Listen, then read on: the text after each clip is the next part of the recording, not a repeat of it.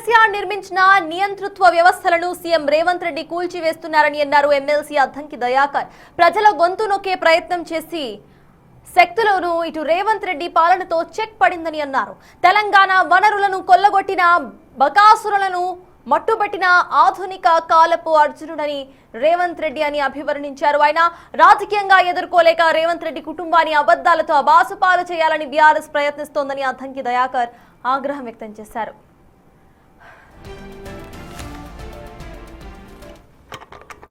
పదే పదే కాంగ్రెస్ ప్రభుత్వం మీద రేవంత్ రెడ్డి గారి మీద వాళ్ళ అక్కసు అనేది నిరంతరం ఇట్లా విషం జిమ్మినట్టే జింపుతున్న పరిస్థితి. ఇక రేవంత్ రెడ్డి గారి కుటుంబం మీద పడ్డరు. ఇప్పుడు రేవంత్ రెడ్డి గారి కుటుంబం ఇక ఇది చేస్తుంది అది చేస్తుంది అని చెప్పి ఒక నలుగురిని పిలుచుకోవడము, ఆ నలుగురిలో కూర్చొని ముచ్చట్లు పెట్టుడు, ఎగసెక్కాలేసుడు, ఎవడో రాసిచ్చిందని చదువుడు తప్పితే కేటీఆర్కి ఏమర్థమవుతుంది?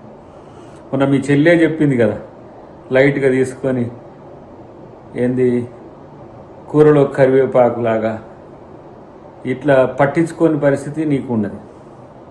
ఒకవైపు ఏమో కేసీఆర్ ఎంత 2.5 సంవత్సరాల్లో మొత్తం వ్యవస్థలను కూల్చిరని చెప్పి బాధపడిపోతుండే. అవునరా నాయన, నువ్వు ఏర్పరిచిన నువ్వు నిర్మించుకున్న నియంత వ్యవస్థల్ని కూల్చింది రేవంత్ రెడ్డి.